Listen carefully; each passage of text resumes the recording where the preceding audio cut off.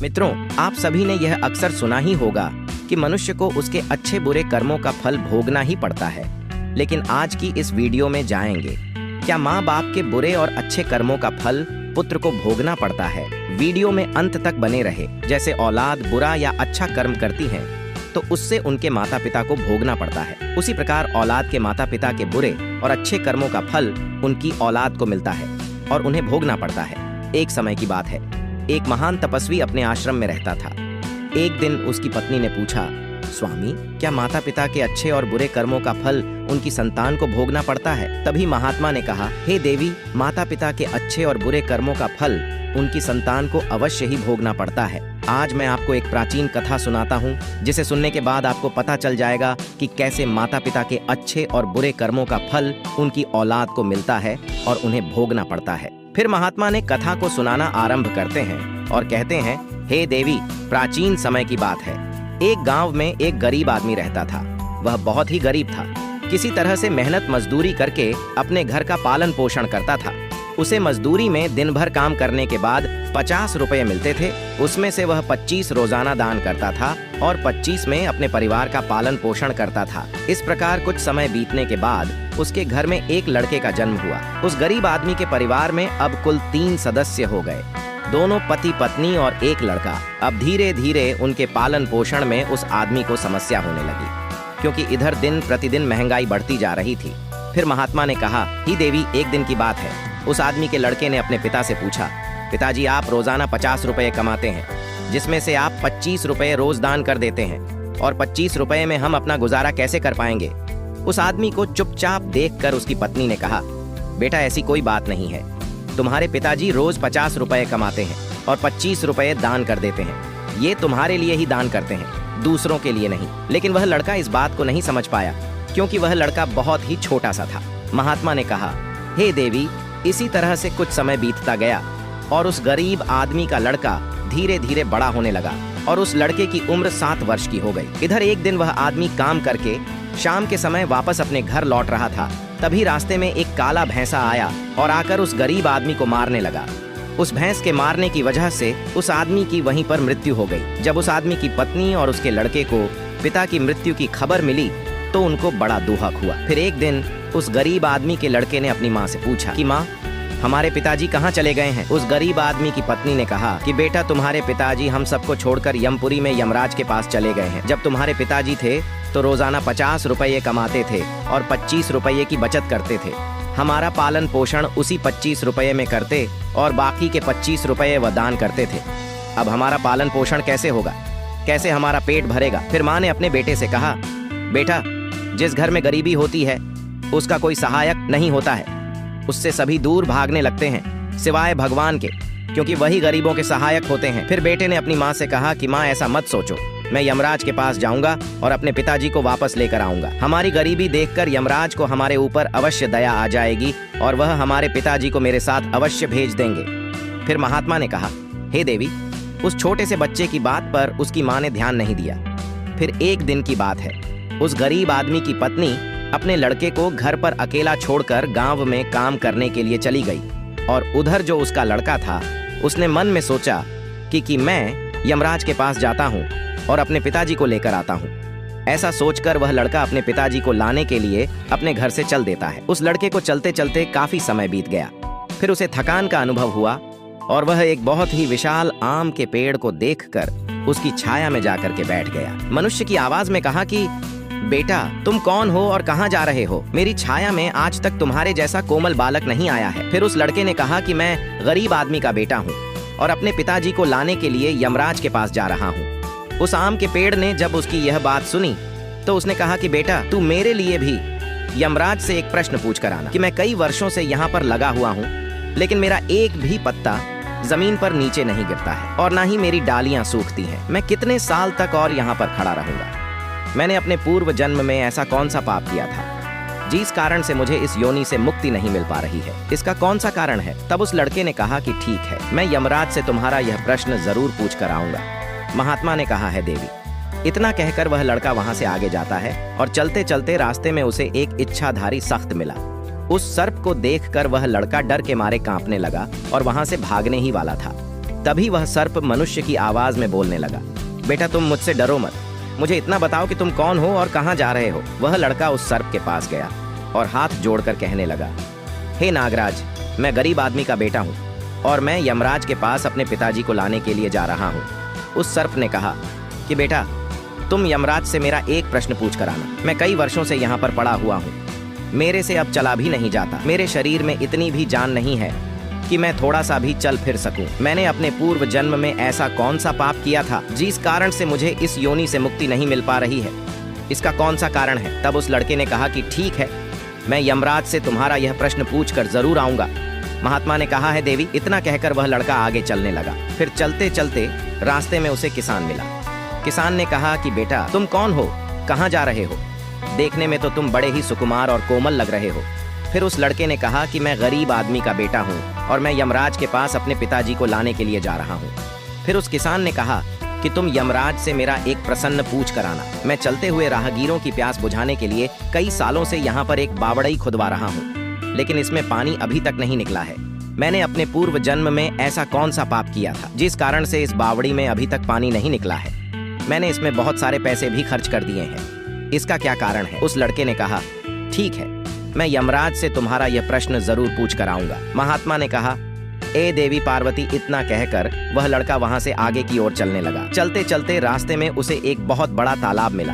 फिर वह लड़का तालाब के किनारे पर गया और पानी पीने लगा। तभी उस तालाब से तैरती हुई एक बत्तख आई और कहने लगी, बेटा तुम कौन हो और कहाँ जा रहे हो। तब उस लड़के ने कहा कि मैं गरीब आदमी का बेटा हूँ और मैं यमराज के पास मेरे पिताजी को लाने के लिए जा रहा हूँ। महात्मा ने कहा है देवी। उस लड़के की बात सुनकर उस बत्तख ने कहा कि बेटा तुम यमराज से मेरा एक प्रश्न पूछ कर आना। कई वर्षों से मैं इस तालाब में भटक रही हूँ, मेरी 7 पीढ़ियां गुजर गई हैं, परंतु मैं अभी तक इसी तालाब में रह रही हूँ। मैंने अपने पूर्व जन्म में ऐसा कौन सा पाप किया था जिसके कारण मुझे इस योनि से मुक्ति नहीं मिल पा रही है, इसका क्या कारण है। तब उस लड़के ने कहा ठीक है, मैं यमराज से तुम्हारा यह प्रश्न जरूर पूछ कर आऊंगा। इतना कहकर वह लड़का वहां से आगे की तरफ बढ़ने लगा। चलते चलते तालाब के दूसरे किनारे पर पहुंच गया। दूसरे किनारे पर जब वह पहुंचा तो उसने देखा कि एक मरा हुआ बगुला वहां पर पड़ा हुआ था। जब वह लड़का उस मरे हुए बगुले को लांघ कर जाने लगा तो वह मरा हुआ बगुला कहने लगा, बेटा तुम कौन हो और कहाँ जा रहे हो। उस लड़के ने उसकी आवाज सुनकर कहा कि मैं एक गरीब आदमी का लड़का हूँ और मैं यमराज के पास अपने पिताजी को लाने के लिए जा रहा हूँ। उस बगुले ने कहा कि तुम यमराज से मेरा एक प्रश्न पूछ कर आना कि मेरा शरीर कई वर्षों से इस तालाब के किनारे पर ही पड़ा हुआ है। कभी पानी की लहर आती है तो मेरा शरीर तालाब के अंदर चला जाता है और पानी की लहर से वापस तालाब के बाहर निकलकर किनारे पर आ जाता है। ना तो मेरा शरीर गलता है और ना ही सड़ता है, इतने सालों से जैसे का तैसा ही है। मैंने अपने पूर्व जन्म में ऐसा कौन सा पाप किया था जिसके कारण मुझे इस शरीर से मुक्ति नहीं मिल पा रही है और इसका क्या कारण है। उस लड़के ने ठीक है, मैं यमराज से तुम्हारा यह प्रश्न जरूर पूछ कर आऊंगा। महात्मा ने कहा हे देवी। इतना कहकर वह लड़का वहां से चलने लगा और वहां से चलते चलते यमपुरी में पहुंच गया और वहां पहुंचकर यमराज को प्रणाम किया और हाथ जोड़कर कहने लगा, हे यमराज, मेरे पिताजी कहाँ पर है। जब मेरे पिताजी घर पर थे तो वह रोजाना 50 रुपए कमाते थे। 25 रुपए तो दान कर देते थे और 25 रुपए में से हम लोगों का पालन पोषण करते थे। लेकिन अब मेरे पिताजी घर पर नहीं हैं तो मैं और मेरी माँ भूखे मर रहे हैं। आप उन्हें जल्दी से मेरे साथ हमारे घर पर भेज दीजिए। महात्मा ने कहा ही देवी। फिर यमराज ने उस लड़के की बात सुनकर कहा ठीक है, मैं तुम्हारे पिताजी को घर पर भेज दूंगा, पहले तुम यहाँ पर बैठो। यमराज ने उस लड़के को अपने पास में बिठाया और उसको भोजन कराया और भोजन कराने के बाद पूछा कि तुम्हें और क्या चाहिए। फिर उस लड़के को रास्ते में जो मिले थे उनके प्रश्न यमराज से पूछे। यमराज ने उन सभी के प्रश्नों का उत्तर दिया और कहा कि बेटा तुम जाते समय उन सबको उनके उत्तर बताते जाना। फिर यमराज ने कहा कि बेटा तुम अपने घर पर जाओ, तुम्हारी माँ तुम्हारा इंतजार कर रही है, तुम्हारे पिताजी तुम्हारे घर पर पहुंच जाएंगे। फिर वह लड़का यमराज को प्रणाम करके वहां से वापस अपने घर के लिए चलने लगा। चलते चलते रास्ते में सबसे पहले उसे वहीं मरा हुआ बगुला मिला जो तालाब के किनारे पर पड़ा हुआ था। उस लड़के को देखकर वह मरा हुआ बुगला कहने लगा, बेटा क्या तुमने यमराज से मेरा प्रश्न पूछा था। तब उस लड़के ने कहा हाँ, मैंने यमराज से तुम्हारा प्रश्न पूछा था। यमराज ने कहा कि तुम पहले बहुत बड़े विद्वान थे, परंतु तुमने किसी को भी अपना ज्ञान नहीं बताया। अब मर गए हो। वह ज्ञान तुम्हारे अंदर ही अंदर खोल रहा है। जब तक तुम अपना ज्ञान किसी को नहीं बताओगे तब तक तुम्हारी आत्मा को शांति नहीं मिलेंगे। महात्मा ने कहा, हे देवी। फिर उस मरे हुए बगुले ने कहा कि बेटा, अब ऐसी हालत में मेरे पास ज्ञान लेने के लिए कौन आएगा, तुम मेरा ज्ञान ले लो। फिर उसने उस लड़के को जितना भी उसके पास ज्ञान था वह सारा ज्ञान उस लड़के को दे दिया, और ज्ञान देने के बाद तुरंत ही उसकी आत्मा को मोक्ष की प्राप्ति हो गई। फिर वह लड़का आगे चल पड़ा। चलते चलते उसे वही बात तक मिली। बगुला ने कहा कि बेटा, क्या तुमने यमराज से मेरा प्रश्न पूछा था? उस लड़के ने कहा कि हाँ, यमराज से मैंने तुम्हारा प्रश्न पूछा था। उन्होंने कहा कि तुम्हारे अंदर अमृत है। जब तक तुम इस अमृत को किसी को नहीं दोगी तब तक तुम ऐसे ही व्याकुल रहोगी। बतख ने कहा कि बेटा, अब कौन मिलेगा, मुझे तुम ही मेरा अमृत ले लो। फिर बतख ने अपना अमृत उस लड़के को दे दिया, और अमृत देते ही उस बतख की आत्मा को मोक्ष की प्राप्ति हो गई। इसी तरह से वह लड़का वहां से आगे बढ़ने लगा। फिर चलते चलते रास्ते में उसे वही किसान मिला जो राहगीरों के लिए बावड़ई खुदवा रहा था। उस किसान ने जैसे ही उस लड़के को देखा तो बड़े प्रेम से हाथ जोड़ करके कहने लगा कि बेटा, क्या तुमने यमराज से मेरा प्रश्न पूछा था? उस लड़के ने कहा, हाँ पूछा था। यमराज ने कहा कि आपके घर में एक जवान कन्याकुमारी बैठी हुई है। जब तक आप उस लड़की का विवाह नहीं करोगे और कन्यादान नहीं करोगे तब तक इस बावड़ई में पानी नहीं निकलेगा। पहले जो तुम्हारा कर्म है उसे पूरा करो। जो ईश्वर ने तुमको दायित्व सौंपा है उस पर ध्यान दो। पहले आप कन्यादान करो, उसके बाद इस बावड़ई को खुदवाओ। फिर उस किसान ने कहा कि मैं अपनी लड़की के लिए लड़का कहाँ के लिए जाऊंगा? तुम मुझे बहुत ही सीधे साधे स्वभाव के दिख रहे हो और सुंदर भी हो और देखने में बहुत ही अच्छे लग रहे हो, इसलिए बेटा तुम ही मेरी लड़की से विवाह कर लो। महात्मा ने कहा, हे देवी। फिर उस किसान ने अपनी लड़की का विवाह उस लड़के के साथ कर दिया। फिर किसान ने अपनी लड़की को बहुत सारा धन देकर विदा कर दिया। फिर वह लड़का आगे चला। चलते चलते रास्ते में उसको वही इच्छाधारी सर्प मिला।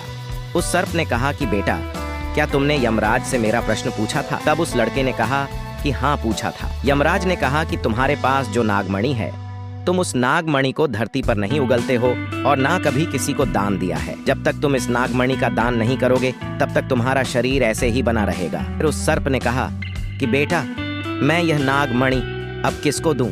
इस नागमणि को तुम ही ले लो। फिर उस सर्प ने अपनी नागमणि को उस लड़के को दे दिया। नागमणि को देते ही उस सर्प की आत्मा को मोक्ष की प्राप्ति हो गई। इस तरह से वह लड़का अपनी पत्नी को लेकर फिर आगे चलने लगा। चलते चलते रास्ते में उसे वही आम का विशाल पेड़ मिला, इसकी छाया में उसने विश्राम किया था। उसने पूछा कि बेटा, क्या तुमने यमराज से मेरा प्रश्न पूछा था? उसने कहा, हाँ पूछा था। यमराज ने कहा कि पूर्व जन्म में तुम्हारा काम स्कूल में बच्चों को शिक्षा देना था। तुम्हारा पद एक गुरु का था, परंतु तुमने अपने पद का सही इस्तेमाल नहीं किया। तुम शिक्षा देने के बदले में छोटे छोटे बच्चों से अपना काम करवाते थे और उन्हें अच्छी तरह से शिक्षा नहीं देते थे। तुम पूर्व जन्म में बहुत बड़े विद्वान थे, परंतु तुमने उन बच्चों को शिक्षा नहीं दी। उन्हीं बच्चों के श्राप के कारण तुम हिल ढुल नहीं सकते। तुम्हारे अंदर जो ज्ञान भरा हुआ है उसे किसी को दे दो, इसके बाद में तुम्हें मोक्ष की प्राप्ति होगी। महात्मा ने कहा, देवी। उस लड़के की बात सुनकर उस आम के पेड़ ने कहा कि मैं यह ज्ञान किसे दूंगा, तुम ही ले लो।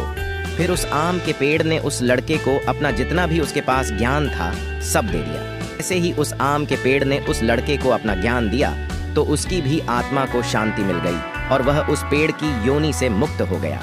वह लड़का अपनी पत्नी के साथ चलते चलते अपने घर पहुंच गया।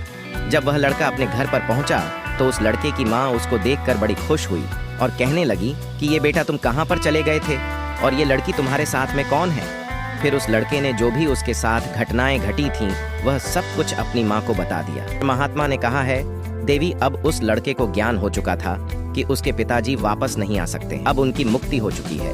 उसके पिताजी ने जो दान धर्म किया था उसका फल उस लड़के को यमराज ने दे दिया। इस प्रकार से महात्मा ने अपनी पत्नी को बताया कि माता पिता के अच्छे और बुरे कर्मों का फल उनकी औलाद को कैसे प्राप्त होता है और पूर्व जन्म के कर्मों का फल व्यक्ति को कैसे मिलता है और उसके पिता द्वारा किए गए पाप और पुण्य कर्म भी उसके बच्चों कैसे मिलते हैं।